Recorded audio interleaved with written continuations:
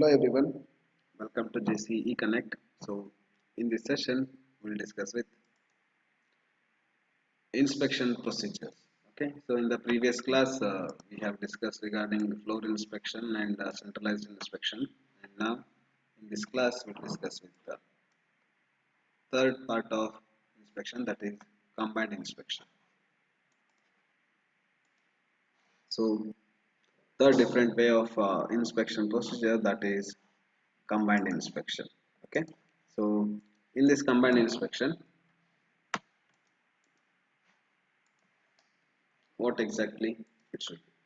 So as we discussed in the previous session, that is floor inspection, in the sense the concerned inspectors have to visit the particular manufacturing unit, or else they need to move from machine to machine, or they need to move from one work center to other work center. Okay, so that is a floor inspection.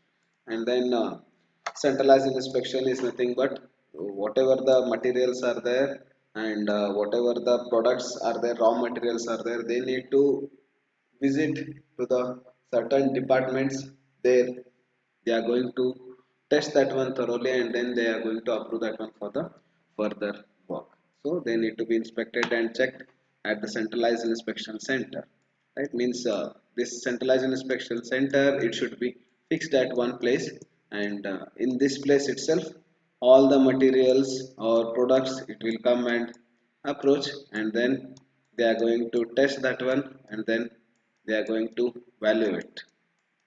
So here in this centralized inspection chamber, they are going to test those materials or products, and then they are going to certify that. Okay. And here this one is much suitable for incoming materials inspection, so that all the materials are to be moved to this centralized inspection chamber, and then they will inspect those. And then finished product inspection also, after the manufacturing process, that finished products will reaches to the centralized inspection chamber, and then they are going to invest those, and then they are going to certify that one to release in the market. And then departmental inspection. So here in a centralized inspection committee only, I mean center only, several departments will be there. So each and every departments has to be checked thoroughly about those materials or products. And high precision products, it's nothing but minor things also, it can be evaluated and it can be found out. And so it requires 100% of quality accuracy. So accuracy of the work should be much described with the given part. And then small and less expensive products can be used, I mean inspected by this type of different inspection part, that is centralized inspection. And moving on to the next, that is combined inspection. So this combined inspection of two methods, whatever may be the method of inspection, whether it is a floor or whether it is a center. So combination of these two.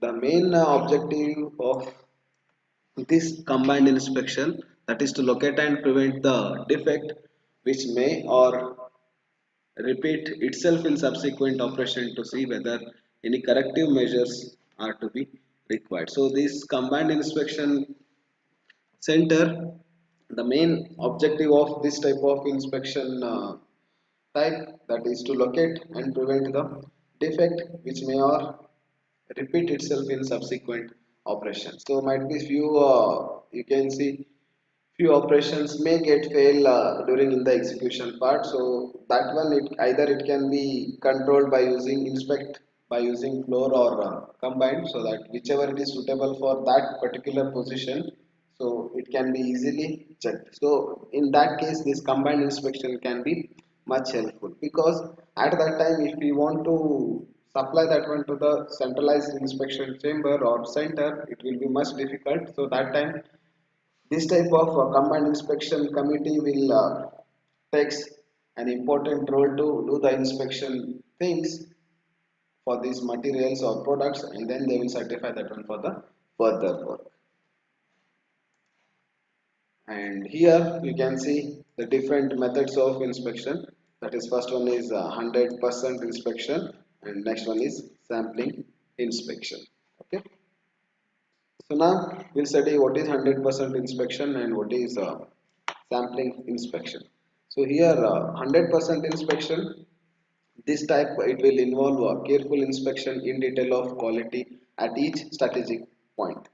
So here in construction work you can see so many strategic points will be there. Strategic points which are nothing but inspection, which is an important tool to achieve the quality concept, and which is necessary to assure the confidence to manufacture, and which are aims to satisfaction to the customers. Okay. And here inspection, which is an indispensable tool of modern manufacturing process, and it helps to control quality, and which is reduces with the manufacturing cost, and even it eliminates scrap losses and assignable causes of defective work. And here this requires more number of inspectors, and hence it is a costly method. So as we can see, so here it requires in each strategic point, that is with for every point this number of inspectors will be assigned, and of course to carry out this 100% of the inspection it requires much more cost, I mean fund to monitor this 100% of inspection. But at the end of the result, at the end of the product, you can see what is the worth of providing that much fund to assign this 100% of the inspection in each and every stage of the work. Okay. And this is there is no sampling error. So sampling error is nothing but whatever the errors which will be found during at the manufacturing stage or during at the finished goods. So that sampling errors which can be eliminated in the 100% of inspection. And here this is subjected to inspection error.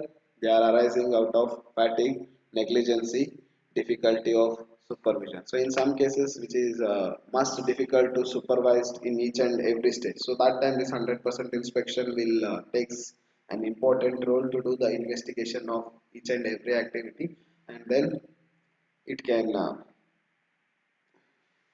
eliminate the errors, and even whatever the mistakes are done with the negligence, and during at the stage of difficult supervision. Okay. So that time it will be much helpful to do the inspection, and hence this complete accuracy of the fluencies which are seldomly attained. And here it is much suitable when a small number of pieces are there, because in small number of pieces, for each and every piece we need to go for the inspection, and that time this 100% inspection part will be takes an important role to do the investigation. And next, sampling inspection. So in this method you can see the name only indicates that randomly selected samples are inspected. Here not all the products are tested, or not all the materials are to be tested. Only the random samples they are going to consider for the inspection, and then they will certify that one for the entire lot. Okay. And here the different samples which are taken from different batches of the products, and they are representatives. Means here they are not going to check each and every product. Here they are not going to check each and every material. Randomly they will consider few materials, and randomly they are going to consider few samples or end product, and then they are going to conduct certain test on them, and then they will assign the quality assurance on those products. Okay. So if the sample proves defective, the entire consent is to be rejected. So here whatever the selected items are to be considered for the testing purpose, if they have failed to give the proper results, even though few samples are good from the remaining lots, entire lot is to be rejected. So that is the main disadvantage part of this sampling inspection. Okay. And here Sampling inspection is cheaper and quicker because randomly they are going to consider the products from the different lots and then they will certify that, and hence it is much quicker activity to work out, and then it requires less number of inspectors because here they are not going to check for each and every material. Here they are not going to check for each and every product, right? So obviously they require less number of inspectors, so cost of inspection also it will be less compared to 100% of inspection. And here it is subjected to sampling errors, but the magnitude of the sampling error can be estimated. So here sampling error in the sense the much more errors what it can be seen during the negligence part or during in the wrong design. And here the sampling error that is nothing but which is a difference between a population parameter and a sample statistic which is used to estimate it. We can take an example, that is the difference between population mean and sample mean, that is a sampling error. Okay, and here the thing is like this sampling error can be estimated here, and this method is much suitable for inspection of the products which has less precision and less costly. So during these types of the parts it can be much useful. And moving on to the next inspection, that is types of inspection. So here the types of inspection can be divided in various types such as controlled inspection, semi-controlled inspection, and then off-site inspection. So here controlled inspection in which the materials are designated under a provision of code and thus tested inspection to verify compliance with the code. So here whatever the materials are to be used in various activities of the construction. So for all the activities the required materials, so that required materials are to be tested thoroughly and it should be stands against the standard codes, right? So whatever the limits are specified under the different Indian standard code books, so that material should be giving the same result. So then only we can be use that one in the construction work. So it should be stand against all the conformance against the Indian standard code books. So then only we can use that one in the construction work. So that work can be done by this controlled inspection. Okay, and here it will be having certain, it should be verified with a certain compliance with the code. So as how that codes will says, according to that they are going to use those materials up to a certain proportions and up to a certain standards. And the next, semi-controlled inspection. So here the materials which are not designated under controlled inspection but the provisions of code shall be under semi-controlled inspection. Means just by visual inspection might be they can they will come to know that whether these materials are suitable for the construction works or not. And here they are not going to check for all the materials, only they will consider few part of the certain lots and then they will conduct certain test on that and then they will certify on entire lot. So this is the semi-controlled inspection, and here this material will be inspected by a person using it or incorporated in his work at option of owner and witnessed under direct supervision of architecture or engineer. So this semi-controlled inspection it can be controlled over the direct supervision or by using architecture or engineers. And then off-site inspection. So here off-site inspection is one where the code provisions for testing of materials are made off-site. So here whatever the codes which are there to conduct test on material, so here also few parts will be there, I mean few tests will be there which are designated with the off-site inspection. So as per that specifications and as per that procedure part, here inspection can be done even at the off-site. Okay, and here the inspector marks all the units that is inspected. So here whatever the inspection part can be carried out in various activities or in various parts which is mentioned in the construction work. So for that, this inspectors will give a proper marking system, and then like it's already inspected, and whether it is accepted or rejected status also they are going to write on those lots. So moving on to the next concept, that is role of quality inspector. So what are the general rules of this quality inspector and how exactly he need to monitor those activities with respect to inspection system.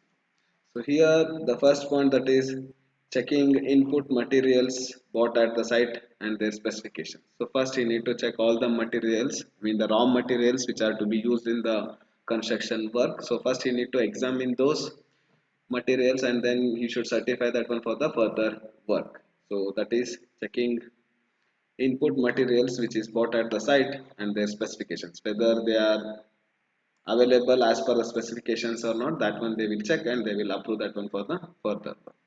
And next, checking progress of work with their concerned authority. So this work progress is nothing but the execution part of by using these raw materials. For example, they want to construct columns and all, so they required steel, cement, coarse aggregate, fine aggregate, water and all. So first they are going to check on these all materials, and then as per the quality system, how exactly we need to construct that columns or beams. So that one they need to check it at the time of execution. So for that they will be having certain rules and regulations, and then they will follow with their Indian standard specifications. And then review the previous day's quality check report which is filled by the QC, that is quality control unit, and immediately convey it to the in charge authority. So it's nothing but whatever the updates are there, whatever the changes are there, whatever the things has to be changed, everything it has to be monitor to the top management so that they will take the necessary actions and they will give certain ideas to the quality control system management. Okay, and then next, prepare daily report of inspection on forms. So here they need to monitor this documents that today they have checked so and so works, and what is the status of those works, whether they are accepted or whether they are rejected.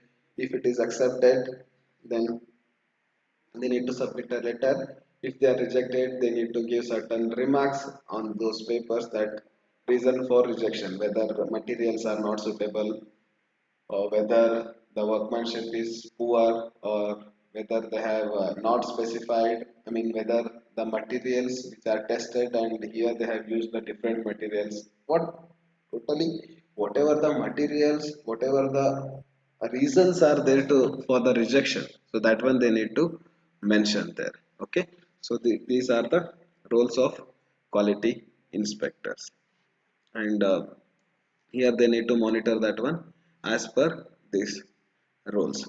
Okay, and here in the daily report they are going to write again the standards. For example, if they have not followed any standards, they are going to mention those reasons, like they have not maintained any standards as per the Indian standard code books, and even the procedure part which is mentioned in the Indian standard code books are not followed during in the execution part. So once they prepare the daily report, they need to submit that one to the higher authorities with the valid reasons, because once if the work is started and completed, and that rejection which makes an huge loss to the contractors or whoever is concerned with that. So before rejection, they need to examine thoroughly, they need to inspect it thoroughly, and then they need to certify that one for the rejection or